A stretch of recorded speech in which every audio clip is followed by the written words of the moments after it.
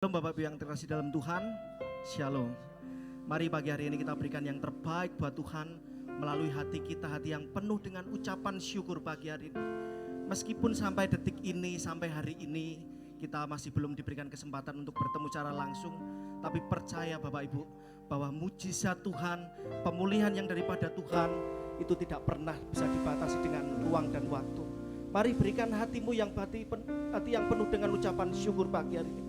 Melalui pujianmu, melalui penyembahanmu, melalui mulut yang penuh dengan ucapan syukur dan pengagungan pada Tuhan pagi hari ini. Berikan hatimu yang terbaik pada pagi hari ini. Kami siap Tuhan pagi hari ini menerima kuasa-Mu, menerima ulawatanmu pagi hari ini Tuhan Yesus.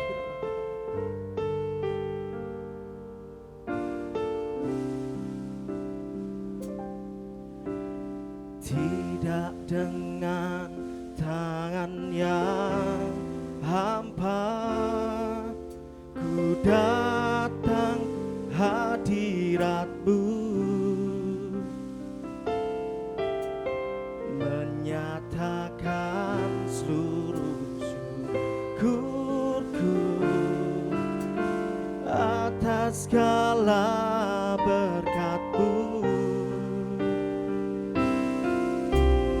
Tidak dengan tangan yang hampa, ku sujud menyembah-Mu. Kami persembahkan Tuhan, persembahkan hidupku di atas mezbah-Mu. Segalanya yang ku miliki, semuanya daripada-Mu. Dan ku bawa persembahanku yang terbaik hanya bagimu. Mari Bapak Ibu yang terkasih dalam Tuhan, sekali lagi dengan penuh iman katakan, tidak dengan tangan yang hampa, ku datang hadirat-Mu, menyatakan rasa syukur atas segala berkat-Mu. Tidak dengan tangan yang hampa, ku datang menyembah-Mu, persembahkan seluruh hidupku di atas mezbah-Mu.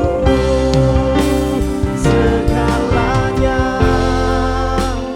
yang ku miliki, semuanya daripada-Mu.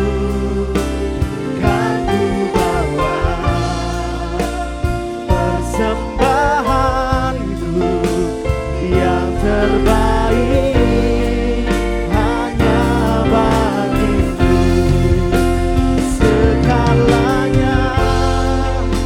Segalanya Tuhan yang kami miliki Yesus, kami persembahkan hanya pada Tuhan pagi hari ini.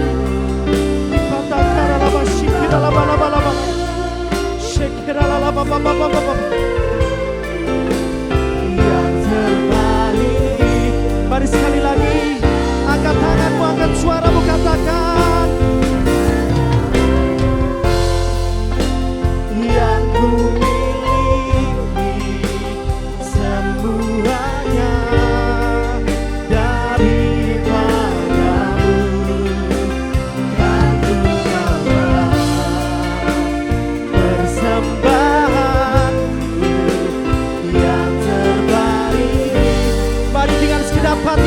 katakan, oh, segalanya Tuhan.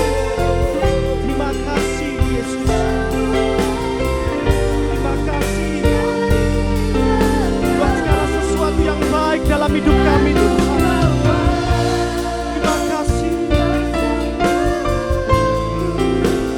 Yang terbaik hanya, mari sekali lagi katakan, segalanya yang ku miliki, semuanya daripadamu, kan ku bawa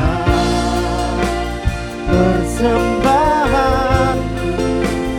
Yang terbaik hanya bagimu, kan ku bawa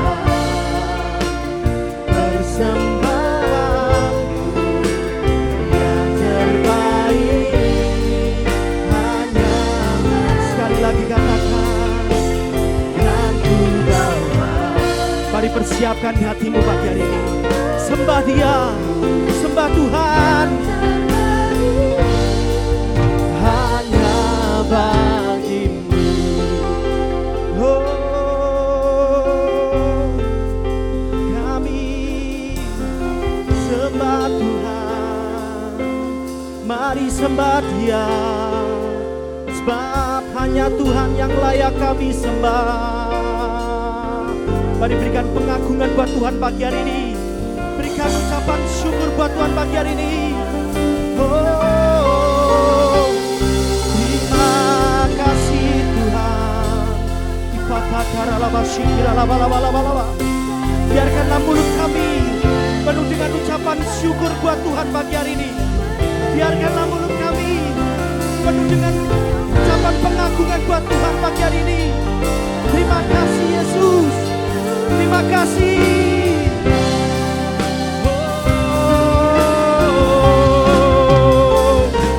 Segalanya Tuhan, segalanya yang kami miliki Yesus, hanya bagi Tuhan, hanya bagi Tuhan. Oh, hanya bagi Yesus. Terima kasih Tuhan. Mari lebih dalam lagi sembah Dia, lebih dalam lagi sembah Tuhan pagi hari ini.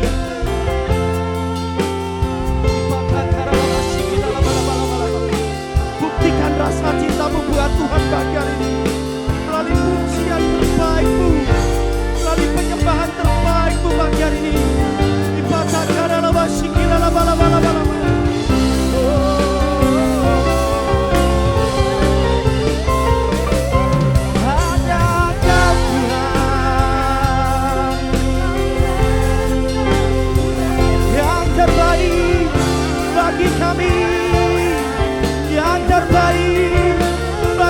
Tuhan, haleluya. Shikirala bala bala bala bala, dipatah karala shikirala bala bala bala.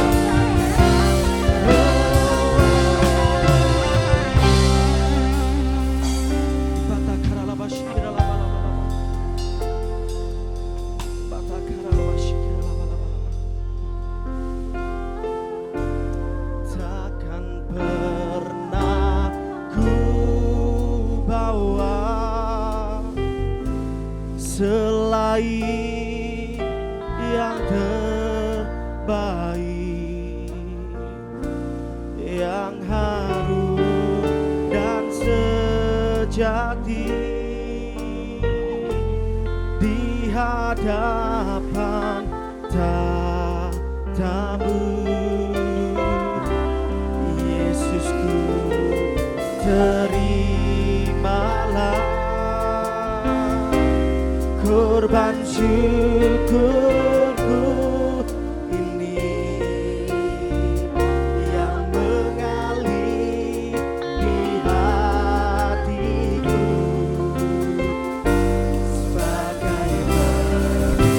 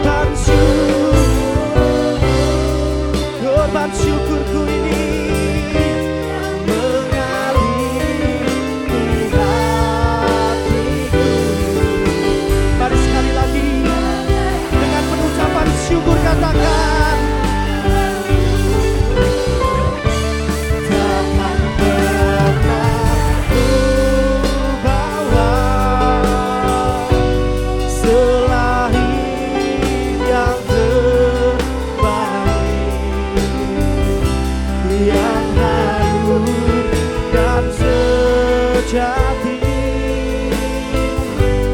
di hadapan Tuhan. Yesusku, Yesusku, terimalah. Terima kasih Tuhan. Hidupku ini yang mengalir di hatiku sebagai persembahanku,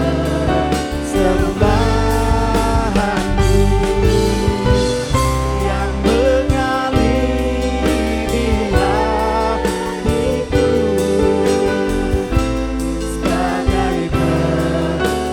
sebagai persembahanku, yang mengalir di hatiku sebagai persembahanku. Oh, terima kasih Tuhan. Berikan sorak-sorai kemuliaan buat Tuhan pagi hari ini. Lebih lagi, terima kasih Tuhan. Terima kasih Yesus. Kuasa-Mu sudah kami rasakan Tuhan. Urapan-Mu kami rasakan di tengah-tengah tempat ini Yesus. Kami percaya Tuhan. Kami percaya ketika kami memberikan hati yang terbaik buat Tuhan pagi hari ini, Tuhan akan memberikan kami pemulihan. Tuhan akan memberikan kami kuasa. Tuhan akan memberikan kami kesembuhan. Tuhan akan memberikan kami berkat-berkat yang luar biasa pada pagi hari ini Tuhan. Ketika kami menyembah dan memberikan yang terbaik buat Tuhan pada pagi hari ini. Terima kasih Yesus, terima kasih. Kami mau lanjutkan ibadah pada pagi hari ini. Berikanlah kami rasa untuk mengasihi Tuhan lebih lagi pagi hari ini Tuhan. Kami ingin berikan penyembahan yang terbaik, kami ingin berikan persembahan yang pujian yang terbaik, dan juga kami mendengarkan firman untuk luar biasa pada pagi hari ini Tuhan. Kami siap Tuhan, kami siap. Mari semua jemaat Tuhan, Bapak Ibu yang ada di rumah, yang siap menyembah memuji Tuhan lebih dalam lagi, katakan bersama dengan saya, amin. Terima kasih Bapak Ibu. Ada sukacita, pasti tetap ada sukacita pagi hari ini. Mari masuk gerbangnya dengan ucapan syukur pagi hari ini.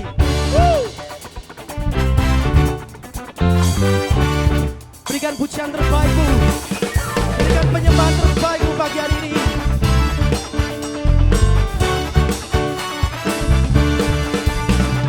Masuk gerbangnya bersyukur dengan penuh pujian, bersuka di hadiratnya,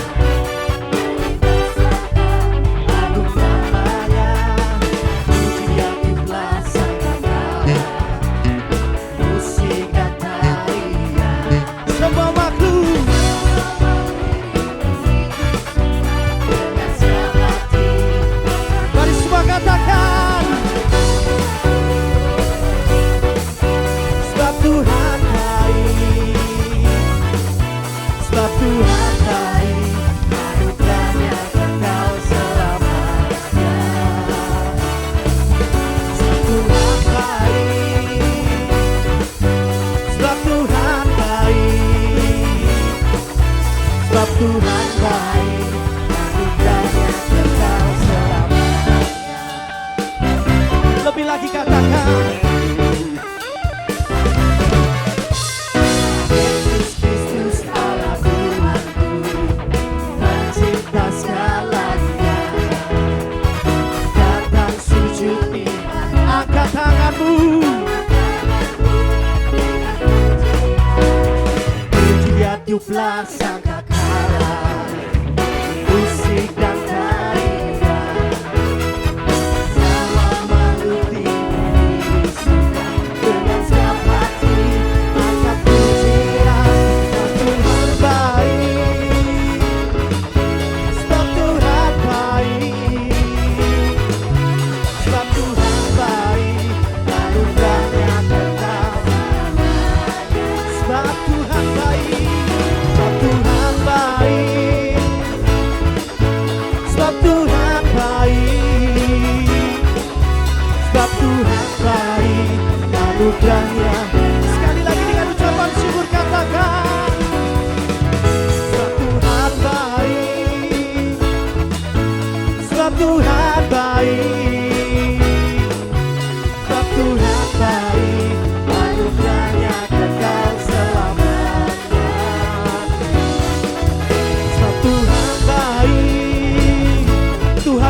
benar-benar baik.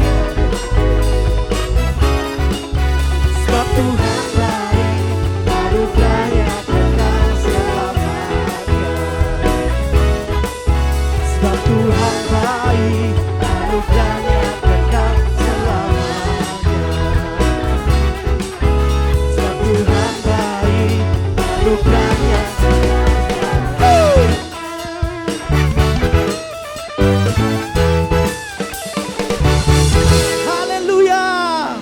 Terima kasih Tuhan. Terima kasih Yesus, kami ingin melanjutkan pujian lebih lagi Tuhan pagi hari ini. Mari kita katakan, hidup kami penuh mujizat.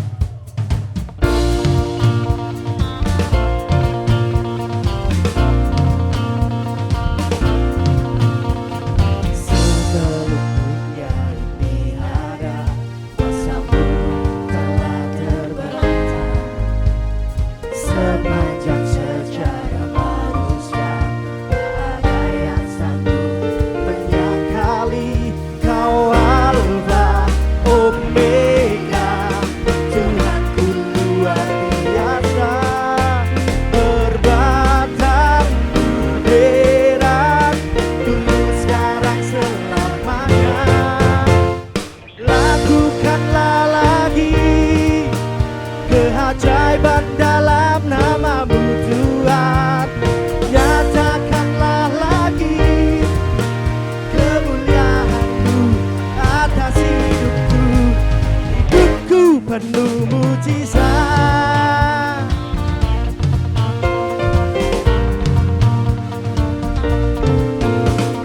Seluruhnya tiada, kuasa-Mu telah terbentang.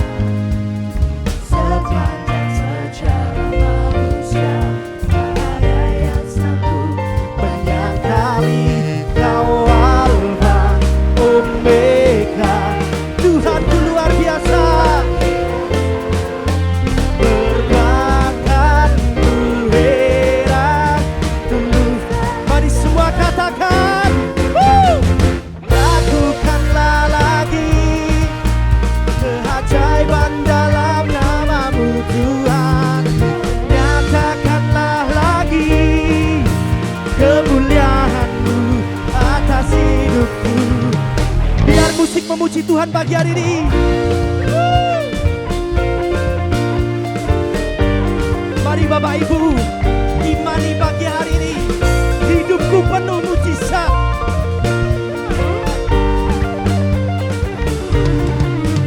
Kau Alfa Omega, Tuhanku luar biasa, perbuatan-Mu heran. Sekali lagi katakan, Kau Alfa Omega, Omega, Tuhanku luar biasa, perbuatan-Mu heran, tulus sekarang selamanya. Lakukanlah lagi keajaiban dalam nama-Mu Tuhan, nyatakanlah lagi kemuliaan-Mu atas hidupku. Hidupku penuh, lakukanlah lagi keajaiban dalam nama-Mu Tuhan, nyatakanlah lagi kemuliaan-Mu atas hidupku. Hidupku penuh mujizat.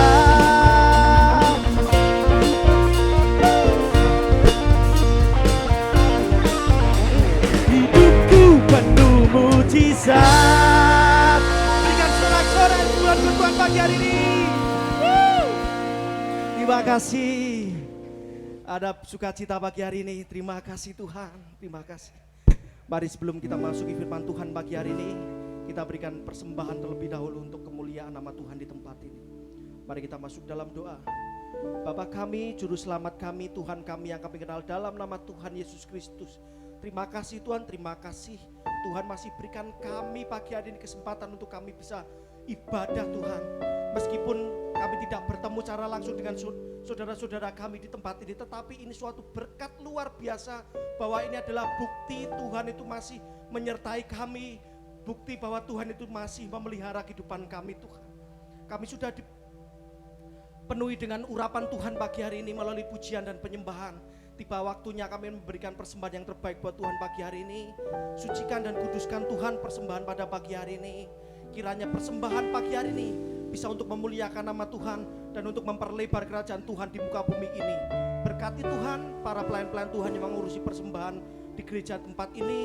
Berkati juga jemaat-jemaat Tuhan yang akan memberikan persembahan buat gerejamu di tempat ini. Semuanya diberkati Tuhan. Terima kasih Yesus, terima kasih. Kami memberikan persembahan dengan penuh ucapan syukur dan sukacita pagi hari ini. Mari saudara-saudara yang terkasih dalam Tuhan, yang siap memberikan persembahan dengan ucapan syukur dan sukacita pada pagi hari ini, katakan amin.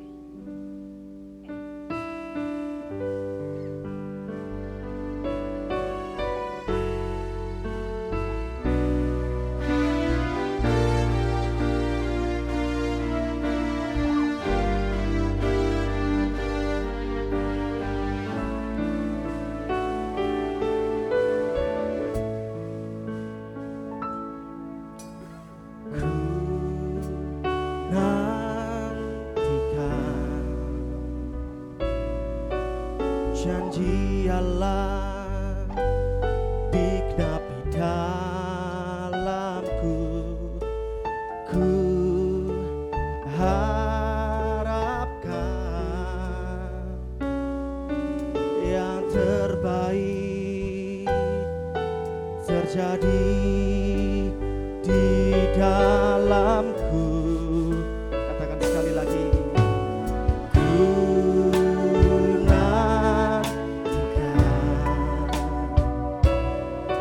Janji Allah digenapi dalamku, ku harapkan yang terbaik terjadi di dalamku.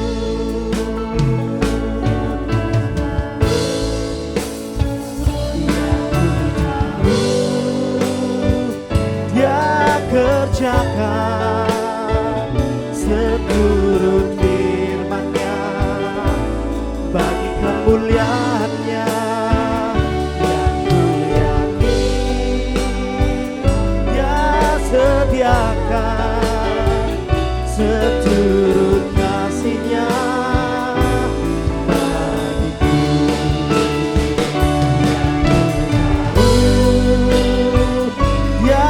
Kerjakan seturut firman-Nya bagi kemuliaan-Nya, yang ku yakin Dia sediakan seturut kasih-Nya bagiku.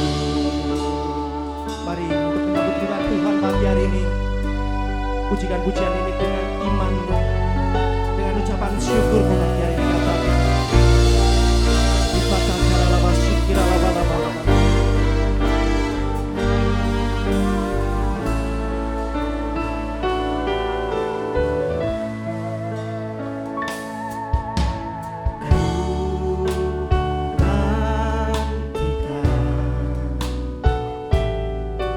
Janji Allah digenapi dalamku,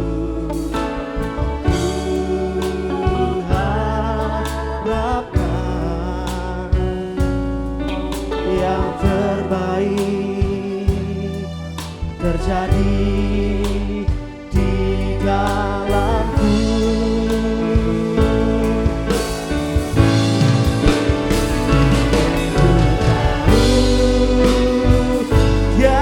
Kerjakan seturut firman-Nya bagi kemuliaan-Nya, yang ku yakin Dia sediakan seturut kasih-Nya bagiku, yang ku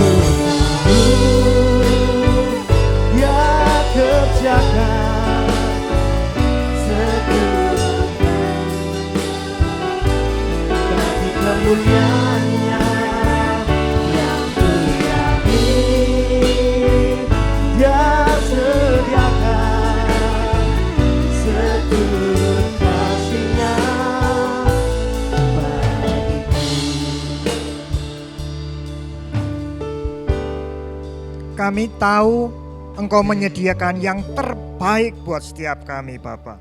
Kami mengucap syukur untuk kasih-Mu. Kasih setia Tuhan tidak pernah habis buat setiap kami. Selalu baru. Setiap hari kami menikmati sesuatu yang baru dari Tuhan. Pagi hari ini kami juga mau menikmati yang baru dari Engkau Tuhan. Kami menyiapkan hati kami. Kami sudah menaikkan pujian, kami sudah menaikkan penyembahan kami. Sekarang berfirman-Lah Tuhan, berkati hamba-Mu yang akan menyampaikan firman Tuhan. Berkati setiap jemaat yang akan mendengarkan firman Tuhan.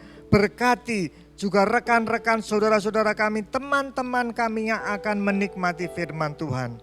Biarlah firman ini boleh memberkati setiap kami. Firman ini boleh membuka mata rohani kami. Biarlah firman ini bukan saja sekedar info yang baru, pengetahuan yang baru, tetapi firman ini menjadi bekal buat kami menjalani kehidupan kami hari-hari ke depan.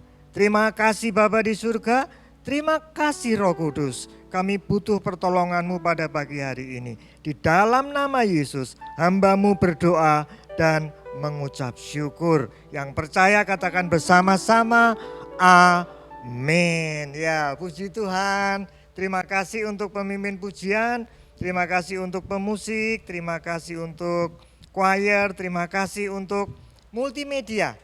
Secara khusus izinkan saya mengucapkan terima kasih untuk mentor. Ada Mas Andre dan Elis, terima kasih untuk kehadirannya. Kasih mentoring buat anak-anak di multimedia. Tuhan memberkati kalian. Ya, pagi hari ini kita mau belajar kebenaran firman Tuhan. Bapak Ibu Saudara, sebelumnya saya mau menyampaikan salam buat Bapak Gembala, Pak Tikno. Terakhir kemarin ketemu Pak Tikno lupa sama saya. Pak Tikno, saya Bambang. Hari ini saya akan menyampaikan firman Tuhan. Pak Tikno berdoa buat saya. Saya juga menyampaikan salam buat rekan-rekan hamba Tuhan, rekan-rekan PDM. Pagi hari ini saya juga menyampaikan salam buat seluruh jemaat, juga untuk setiap teman-teman, juga saudara yang nanti akan menikmati firman Tuhan pada pagi hari ini. Saya mengajak Bapak Ibu Saudara untuk membuka Yohanes 10 ayat yang ke-10. Mari kita baca bersama-sama satu ayat saja. Ayat yang sudah terkenal sekali, Yohanes 10 ayat yang ke-10. Saya bacakan, Bapak Ibu Saudara menyimak. Begini firman Tuhan. Pencuri datang hanya untuk mencuri dan membunuh dan membinasakan. Aku datang supaya mereka mempunyai hidup dan mempunyainya di dalam segala kelimpahan. Ini ayat yang sudah terkenal sekali. Ada mungkin ratusan atau ribuan khotbah yang sudah disampaikan tentang ayat ini.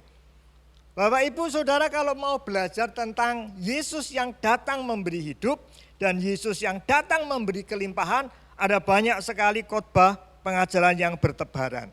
Atau ketika Bapak Ibu Saudara pernah mendengar bahwa pencuri datang untuk mencuri sukacita, mencuri damai sejahtera, mencuri berkat dan sebagainya, Bapak Ibu juga bisa cari khotbah-khotbah pengajaran itu di mana-mana. Hari ini, pagi ini saya mau mengajak Bapak Ibu Saudara untuk belajar satu ayat ini dari sudut pandang yang berbeda.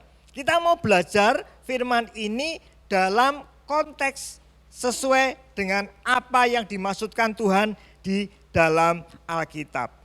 Membaca ayat ini tentu saja Anda pasti timbul pertanyaan. Ini ngomong tentang pencuri, sebetulnya apa yang dicuri? Lalu pencuri itu biasanya hanya mengambil sesuatu barang, tetapi di sini disebutkan pencuri itu membunuh dan membinasakan. Bagaimana prosesnya seorang pencuri akhirnya bisa membunuh dan membinasakan? Lalu juga ada pertanyaan lagi, siapa sih yang dimaksudkan sebagai pencuri oleh Yohanes ini kenapa ditulis di sini? Saya percaya pasti Tuhan punya maksud yang khusus.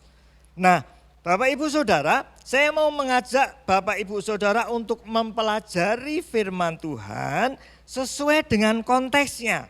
Ketika timbul pertanyaan-pertanyaan seperti ini, Bapak Ibu boleh berasumsi, Bapak Ibu boleh menebak-nebak, Bapak Ibu boleh berprediksi, tetapi saya ajak Bapak Ibu belajar mengerti dengan benar apa yang dimaksudkan firman Tuhan yang ada di sini. Caranya bagaimana? Saya kasih tips buat Bapak Ibu Saudara. Kalau kita dapat ayat dan kita banyak pertanyaan, kita tidak mengerti apa yang dimaksudkan di sini, Bapak Ibu harusnya punya satu prinsip. Saya punya satu prinsip begini, ketika kita tidak mengerti tentang Alkitab, biarlah Alkitab itu yang memberikan penjelasan kepada kita. Kalau kita kepingin mengerti firman Tuhan, biarlah firman Tuhan yang menjelaskan kepada kita. Caranya bagaimana? Kalau ada ayat seperti ini, Bapak Ibu Saudara bisa mundur ke belakang, membaca ayat-ayat sebelumnya. Nah, ayo kita coba lihat ke belakang. Kalau kita coba lihat ayat-ayat di atasnya, atau langsung deh kita lihat judul perikopnya. Judul perikopnya adalah Gembala yang Baik. Saya bacakan mulai ayat yang pertama ya. Begini firman Tuhan, Yohanes 10 ayat yang pertama. Firman Tuhan katakan begini, Aku berkata kepadamu, sesungguhnya siapa yang masuk ke dalam kandang domba dan tidak melalui pintu, tetapi memanjat tembok, ia adalah seorang pencuri dan seorang perampok. Dari ayat ini kita bisa tahu sebetulnya apa yang mau dicuri yang seperti dikatakan Yohanes 10 ayat yang ke-10. Ternyata pencuri ini tidak sekedar mencuri damai sejahtera atau sukacita, tetapi pencuri ini mau mencuri domba. Pencuri ini mau mencuri jiwa-jiwa, mau mencuri domba yang digembalakan oleh Tuhan Yesus. Nah, lalu lanjut ayat yang berikutnya. Yohanes 10 ayat yang kedua dikatakan begini, tetapi siapa yang masuk melalui pintu, ia adalah gembala domba. Lanjut ayat yang ketiga.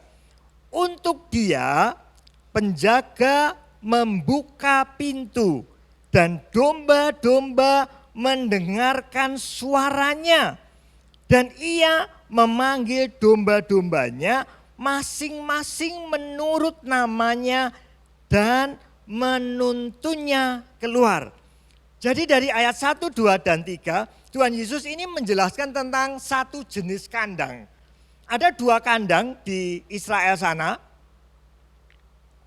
Ayat 1, 2, dan 3 menceritakan tentang kandang yang ada di pemukiman.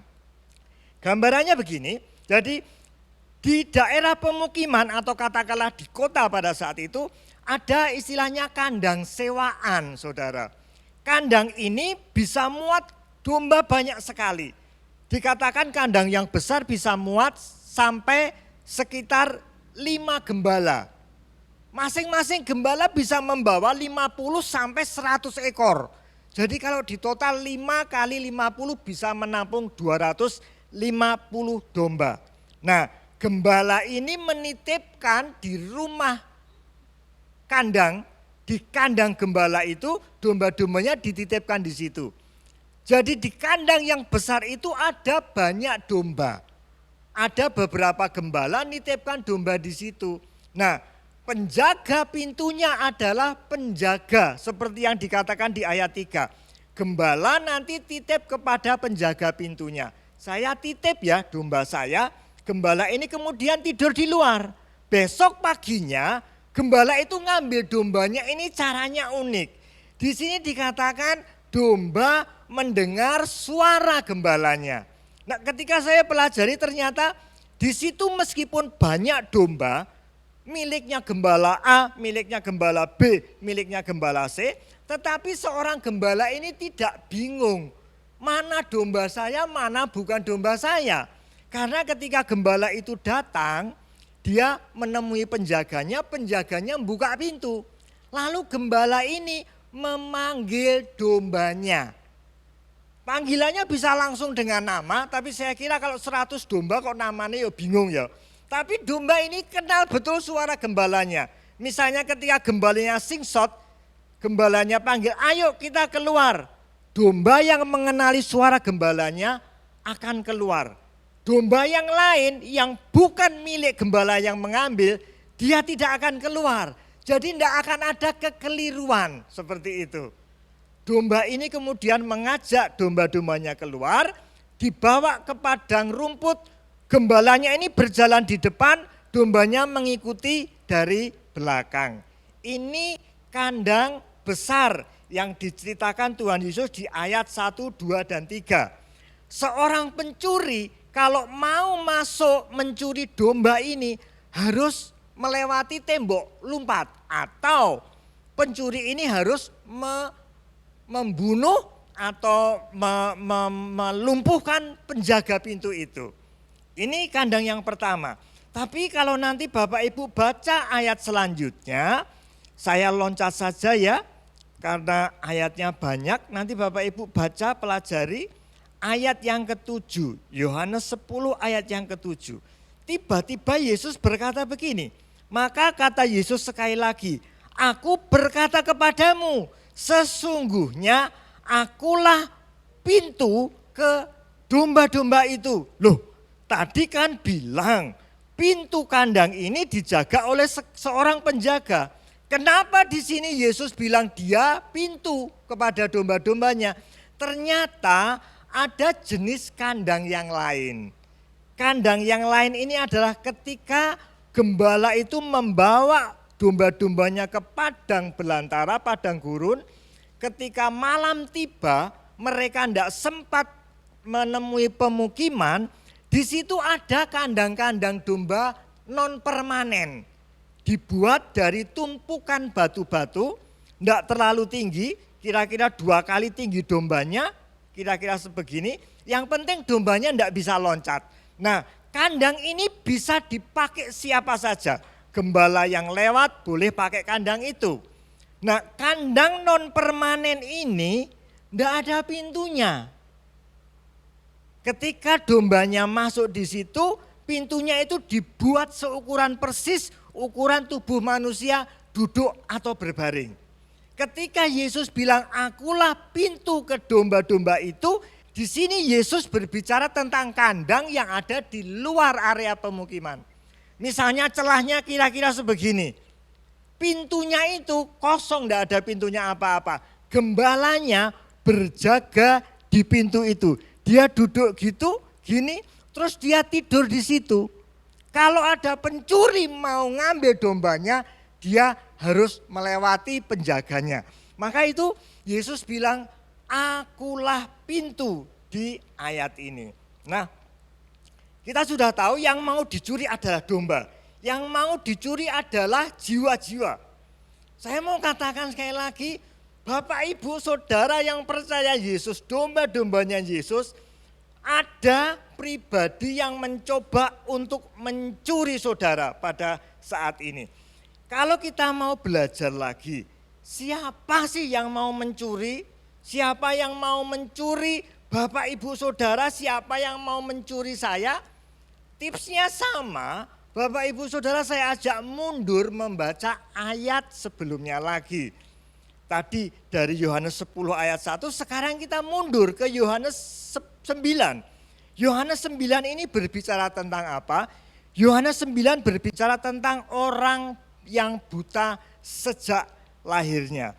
Nanti kita pelajari agak lompat-lompat, tapi di sini nanti Bapak Ibu bisa mendapatkan bahwa di Yohanes 9 Tuhan Yesus itu mengekspos bahwa pemuka agama, Farisi, ahli-ahli Taurat, dia adalah pencuri, pembunuh, dan pembinasa yang dimaksudkan di Yohanes 10 ayat yang ke-10.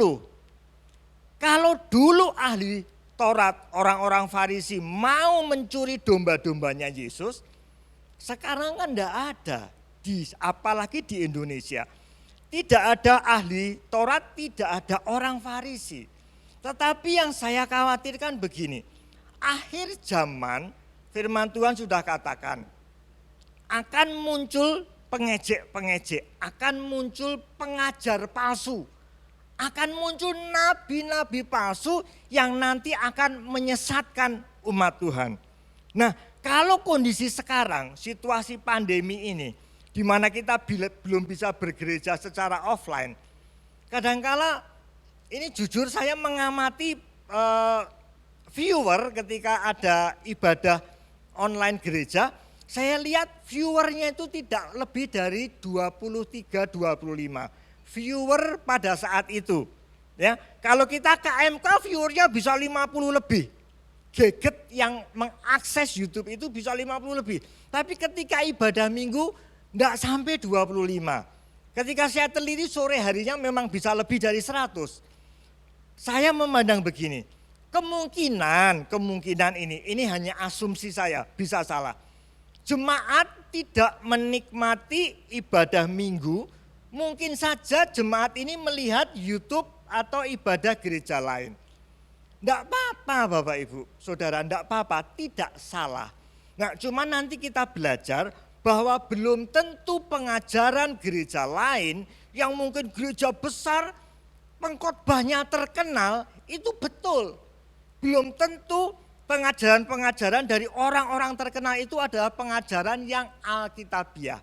Saya tidak mengatakan mereka salah, tetapi ada beberapa yang pengajarannya tidak sesuai dengan Alkitab. Yang perlu Bapak Ibu Saudara perhatikan, ketika mendengar pengajaran, baik itu dari gereja atau baik itu dari YouTube, channel-channel YouTube hamba-hamba Tuhan tertentu, Bapak Ibu saya minta untuk memperhatikan 4 hal. Dari konferensi gereja-gereja Pentakosta di dunia, dikatakan begini, pengajaran gereja yang sehat itu harus ada 4 pengajaran. Yang pertama adalah tentang karya salib. Jadi gereja yang sehat atau hamba Tuhan yang sehat harus mengajarkan ada poin tentang karya keselamatan.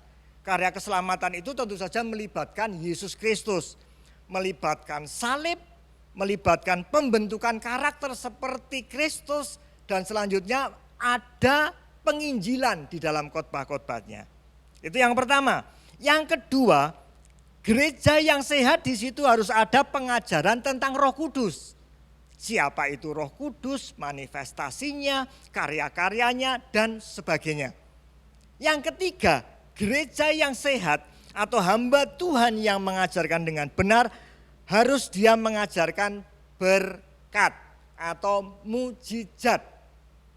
Kalau hamba Tuhan itu mengajarkan salib terus, karakter terus, tapi tidak pernah mengajarkan berkat atau mujizat, itu tidak salah. Tapi tidak utuh. Takutnya nanti kita mengenal pribadi Yesus itu bukan sebagai pribadi yang utuh, tapi cuma separuh-separuh. Kalau kebablasan bisa tersesat. Yang terakhir, gereja yang sehat atau hamba Tuhan yang benar ada pengajaran tentang akhir zaman. Kenapa sih akhir zaman penting? Karena akhir zaman ini menjaga jemaat supaya tidak disesatkan. Jadi Bapak Ibu Saudara boleh lihat YouTube, lihat gereja lain boleh, perhatikan 4 pengajaran yang harus ada ini. 4-4-nya harus ada, 4-4-nya harus seimbang.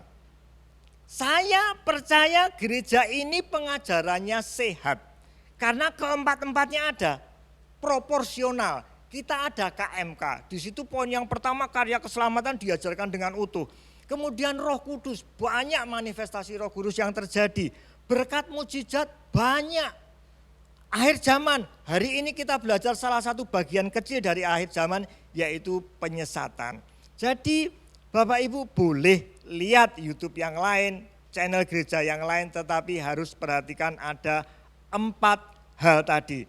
Kita mau lanjutkan tentang pencuri ini, siapa pencurinya ya.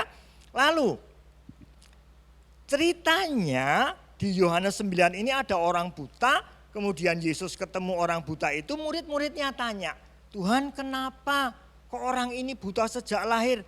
Apa dia melakukan dosa atau orang tuanya yang berdosa? Saya bacakan ayat yang ketiga, Yohanes 9 ayat yang ketiga. Ini menarik Bapak Ibu. Jawabnya begini, jawab Yesus, bukan dia yang berdosa, bukan juga orang tuanya. Dia buta karena pekerjaan Allah harus dinyatakan di dalam dia. Kalau ada Bapak Ibu Saudara yang merasa saya sudah hidup benar, lah kok hidup saya sampai hari ini seperti ini. Kalau saudara yakin saudara sudah melakukan sesuatu yang benar, jangan takut. Nanti ada waktunya pekerjaan Tuhan dinyatakan atas kehidupan saudara dan saudara akan bersukacita karena mujizat dan berkat Tuhan itu. Ayat yang selanjutnya, kemudian Yesus mengoleskan tanah. Jadi dia meludah, gitu. Saya membayangkan ini orang buta enggak bisa lihat, tiba-tiba dia dengar orang bercakap-cakap, ngerasani dia tahu dia bisa mendengar, tiba-tiba dia mendengar, maaf kata orang meludah, gitu. Lalu diulet, terus tiba-tiba matanya, loh kok anyep, ditemplei gitu. Lucunya orang buta ini meneng baik, diem aja dia.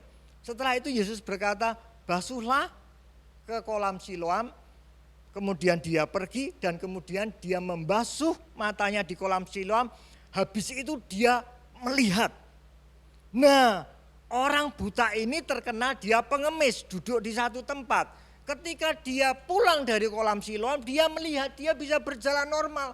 Orang-orang geger, loh kamu ini kan orang yang mengemis di sana. Kok tiba-tiba bisa melihat apa yang terjadi? Nah, kemudian mereka mendengar kesaksiannya. Saya bacakan Yohanes 9 ayat 10. Begini pertanyaan mereka. Kata mereka kepadanya, bagaimana matamu menjadi melek? Kok kayak orang Jawa yang nulis Injil ya. Kok iso melek piye gitu ya. Terus dia bersaksi begini. Orang yang disebut Yesus itu mengaduk tanah, mengoleskannya pada mataku dan berkata, pergilah Siloam dan basuhlah dirimu. Lalu aku pergi, setelah itu aku dapat melihat. Orang-orang geger di situ karena mereka tahu persis orang itu buta sejak lahirnya. Karena mereka geger, kemudian mereka membawa orang buta ini ke ahli Taurat, ke orang-orang Farisi. Disinilah lalu mulai muncul masalah. Orang Farisi ini tidak mau percaya. Salah satunya saya bacakan ayat 16 ya. Ketika orang Farisi itu mendengar kesaksian orang buta itu, bukannya mereka bersuka cita.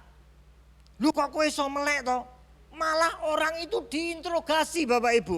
Saya bacakan ayat 16 begini. Maka kata sebagian orang Farisi itu, orang ini tidak datang dari Allah, maksudnya Yesus. Sebab ia tidak memelihara hari Sabat. Sebagian pula berkata, bagaimana orang berdosa dapat membuat mujizat demikian?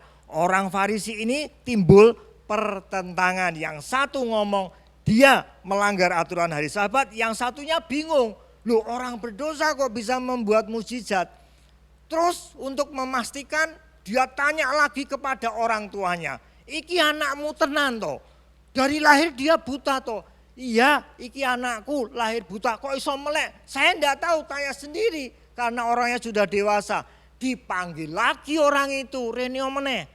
Wes dikandani bolak-balik, saksinya banyak, tetap tidak percaya orang Farisi ini. Kemudian orang ini menjawab, nanti kalau Bapak Ibu baca, Bapak Ibu bisa melihat betapa logisnya orang buta ini dan betapa tidak logisnya orang-orang Farisi. Saya langsung loncat ke ayat 24 aja begini ya. Lalu mereka memanggil sekali lagi orang itu yang buta dan berkata kepada mereka, katakanlah kebenaran di hadapan Allah. Kami tahu orang itu berdosa. Jawabannya lucu. Begini jawabnya, telah kukatakan kepadamu dan kamu tidak mendengarkannya. Mengapa kamu hendak mendengarkannya lagi? Barangkali kamu mau menjadi muridnya juga. Nah ketika dikatakan mau menjadi muridnya, orang Farisi ini marah. Dari sini kita bisa melihat ketika Yesus ngomongkan tentang pencuri mau membunuh, membinasakan, kita bisa lihat ciri-ciri seorang pencuri. Seorang pencuri atau pengajar palsu, fokusnya adalah status, fokusnya adalah kekuasaan, fokusnya ujung-ujungnya adalah uang. Ada jiwa yang diselamatkan. Lah kok malah ora dipercaya, malah diudrek-udrek, malah diseneni. Kalau saya ada orang yang mendapat mujizat, wih sopo yo luar biasa, sopo toh sing marake mujizat Pak Awuh sesuk diundang neng gerejaku. Kalau saya gitu. Kalau ini malah marah sama orang yang ngasih mujizat. Ada banyak pengajar-pengajar hari-hari ini juga seperti itu Bapak Ibu. Statusnya bukan kepada, fokusnya bukan kepada jiwa-jiwa. Fokusnya kepada hal-hal yang lain, hal-hal yang bersifat keduniawian. Saya lanjutkan lagi, waktunya hampir habis tiba-tiba. Ya, kemudian ketika dikatakan kamu mau menjadi muridnya, mereka bilang kami ini murid-murid Musa. Berdebat lagi, akhirnya mereka kalah adu argumen. Orang Farisi bilangnya begini tiba-tiba. Jawab mereka, Yohanes 9 ayat 34. Engkau ini lahir sama sekali dalam dosa dan engkau hendak mengajar kami. Perhatikan yang selanjutnya. Lalu orang buta ini diusir sama mereka. Ada jiwa baru ya, disembuhkan. Kalau saya ndak saya usir, Reneo tak jak melu KMK. Dan ngisi formulir anggota baru. Kalau saya begitu. Tapi orang Farisi mengusir mereka. Malah mereka katakan kamu ini orang berdosa. Mau ngajari kami. Ini menunjukkan satu ciri-ciri lagi seorang pengajar palsu yang mau mencuri, membunuh dan membinasakan. Pengajar palsu merasa dirinya paling benar.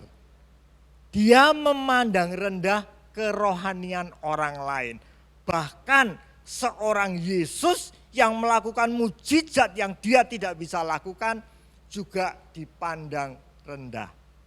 Nah, Bapak Ibu Saudara, pengajar-pengajar palsu ini kita tahu kalau melalui YouTube saja, kalau melalui misalnya mereka hanya berkhotbah pindah dari kota ke kota, kita enggak tahu kehidupan mereka sehari-hari. Nah, ketika kita mau memastikan bahwa itu pengajar palsu atau bukan, tidak cukup dengan pengajarannya saja. Lalu kita lanjutkan ya. Yohanes 9 ayat yang ke-35. Beda sekali responnya ahli Farisi, ahli Taurat dengan Tuhan Yesus. Ketika Yesus mendengar orang buta ini diusir karena dia mengatakan kesaksian tentang Yesus, Yesus mendengar kabar itu. Loh, kayak kok diusir, mesake men. Lalu Yesus mencari orang itu. Dia keluar menemui orang buta itu, lalu diapakan? Saya bacakan. Yohanes 9 ayat yang ke-35. Yesus mendengar bahwa ia telah diusir keluar oleh mereka. Kemudian ia bertemu dengan dia dan berkata, percayakah engkau kepada Anak Manusia? Orang ini bukan saja dikasih mujizat, tetapi kemudian Yesus memfollow up orang ini, ditantang untuk terima Yesus sebagai Tuhan dan Juru Selamatnya. Beda sekali, yang satu ngusir, yang satu malah memfollow up, kemudian menantang orang buta ini untuk menerima Tuhan sebagai Juru Selamatnya. Kemudian ketemu lagi sama orang Farisi, nanti Bapak Ibu baca, ramai banget itu debat argumentasinya. Saya bacakan Yohanes 9 ayat yang ke-41. Berdebat panjang sampai Tuhan katakan begini, aku datang untuk menghakimi. Orang yang buta nanti akan bisa melihat, orang yang melihat malah menjadi buta. Dia bilang gitu. Orang Farisi bilang, ngomong sama Yesus gini, jadi engkau mengatakan kami ini orang buta. Jawabnya Yesus lucu sekali. Yohanes 9 ayat 41, jawab Yesus kepada mereka, kepada Farisi-Farisi itu. Sekiranya kamu buta, sekiranya mereka punya kerendahan hati, sekiranya mereka tidak sombong secara rohani, maka kamu tidak berdosa.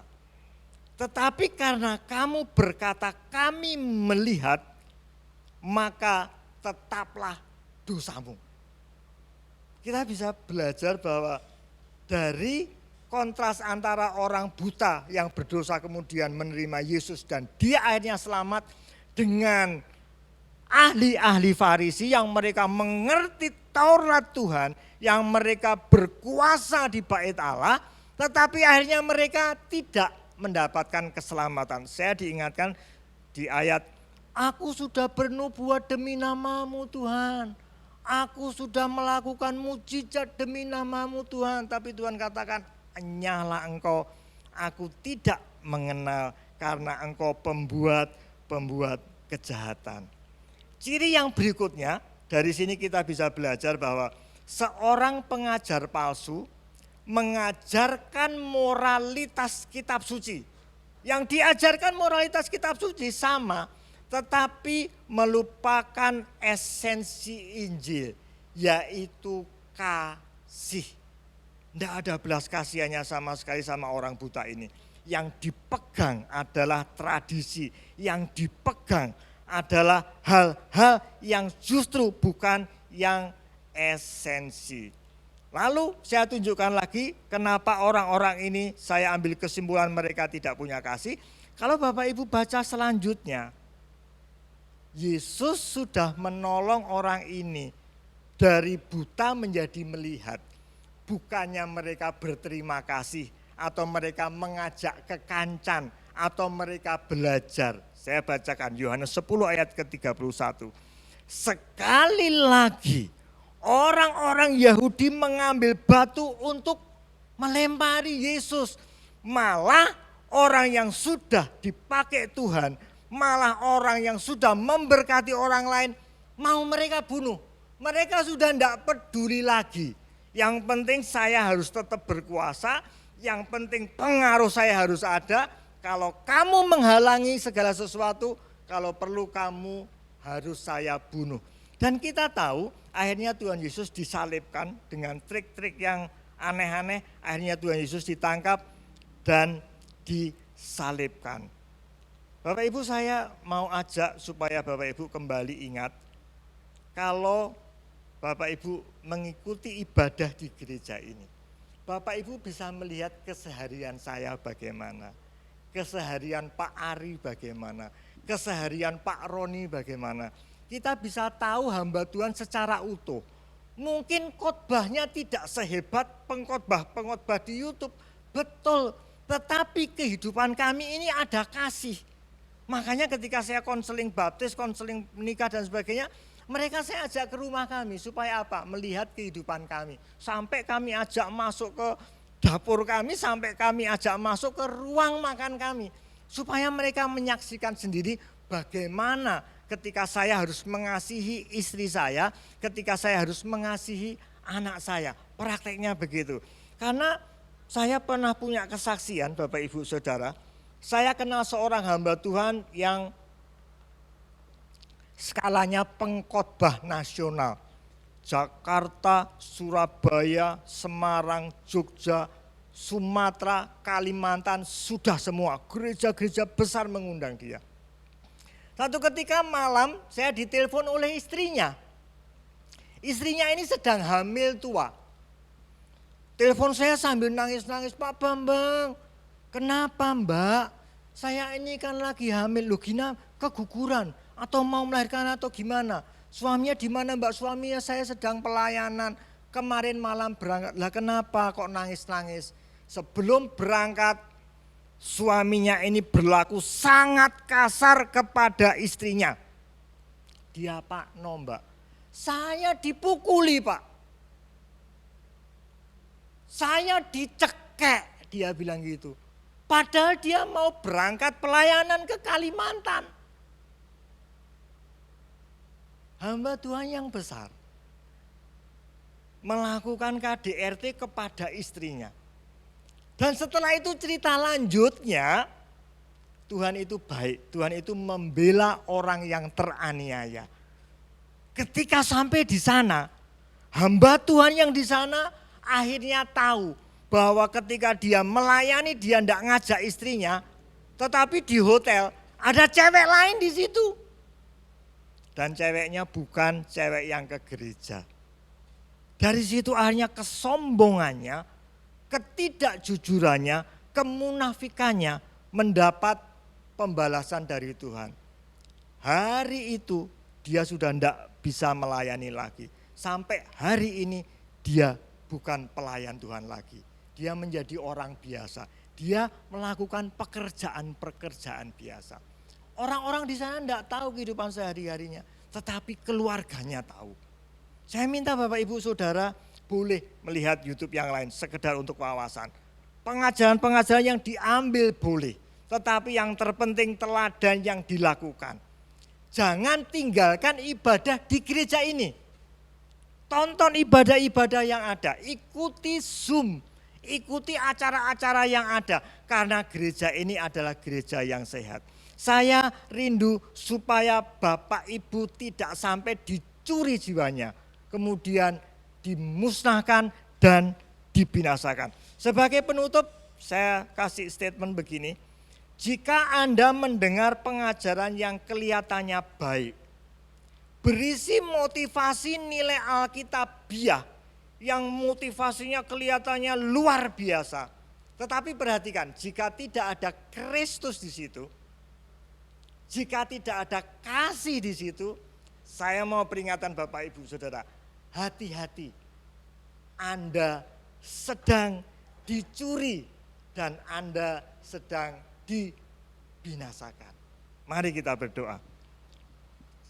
Bapak, terima kasih firman-Mu ini sederhana. Firman-Mu ini tidak populer karena tidak enak di telinga. Tetapi hamba-Mu harus sampaikan. Karena ini adalah akhir zaman, banyak pengajar palsu, banyak nabi-nabi palsu. Ketika kami terpaksa harus ibadah online, kami rindu supaya setiap jemaat yang ada di sini setia mengikuti ibadah online di gereja lokal ini. Berkati mereka, lindungi mereka Tuhan, supaya mereka tidak jatuh ke tangan si pencuri.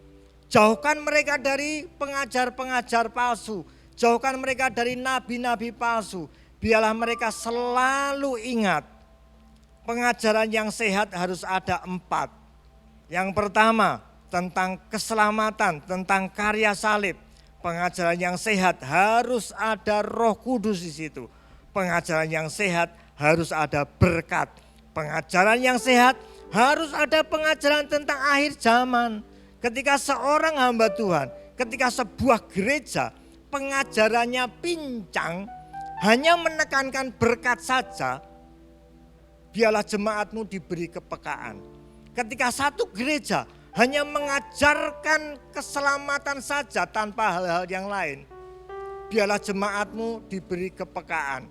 Ketika satu hamba Tuhan cerita terus hanya tentang akhir zaman tanpa diikuti hal-hal yang lain, biarlah jemaat-Mu melihat dengan hati yang terbuka. Berkati Tuhan supaya mereka bisa membedakan pengajar palsu dengan pengajar asli. Mereka bisa membedakan apakah di situ ada Yesus, apakah di situ ada roh Farisi. Roh Farisi fokusnya bukan jiwa-jiwa. Mereka tidak peduli jiwa, yang mereka pedulikan adalah kemegahan-kemegahan dunia. Mereka lebih berorientasi kepada status. Mereka lebih memegang doktrin-doktrin, tetapi mereka melupakan esensi Injil, yaitu kasih. Dan mereka melupakan esensi kasih, yaitu memberi. Yohanes 10 ayat 11 katakan, sebagai gembala yang baik, Yesus rela memberikan nyawanya bagi domba-dombanya.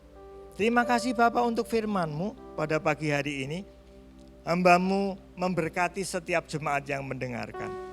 Kami mau ikut Yesus. Kami mau menjadi domba yang baik. Tapi Tuhan jagai kami. Beri kami kepekaan, beri kami hikmat. Supaya kami bisa membedakan. Dan jiwa kami akhirnya tidak tercuri. Dan jiwa kami akhirnya tidak dibinasakan. Terima kasih Bapa di surga, kami memberkati setiap pelayan Tuhan yang sudah memberkati pada pagi hari ini. Kami memberkati mereka, baik jasmani, jiwani dan rohani mereka. Diberkati apa yang mereka butuhkan, Tuhan mencukupkan. Berkati dengan damai sejahtera, berkati dengan sukacita yang dari Tuhan. Di masa-masa ini Tuhan, kesulitan keuangan mungkin ada, Tuhan berkati mereka dengan berkat-berkat keuangan. Terima kasih Bapa, hamba-Mu menyerahkan jemaat yang ada di gereja ini. Hamba-Mu menyerahkan pelayanan di gereja kami sepenuhnya ke dalam tangan Tuhan. Mungkin gereja kami kecil, mungkin kami bukan orang yang terkenal, tetapi kami mau supaya kami menjadi orang-orang yang berkenan di hadapan Tuhan. Terima kasih Tuhan, biarlah melalui setiap kami nama Tuhan dipermuliakan. Di dalam nama Yesus, hamba-Mu berdoa dan mengucap syukur. Yang percaya katakan bersama-sama, amin.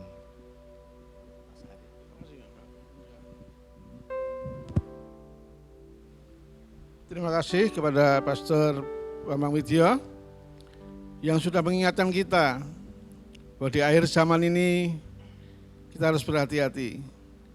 Belum tentu kelihatan yang baik itu baik, betul Pak Bambang ya. Kalau saudara mau dengar, waduh banyak ceritanya mengerikan. Tapi biarlah pagi hari ini kita disegarkan oleh firman Tuhan. Diingatkan lagi untuk kita memiliki komitmen. Karena komitmen itu adalah dasar dari semua ya yang akan kita raih.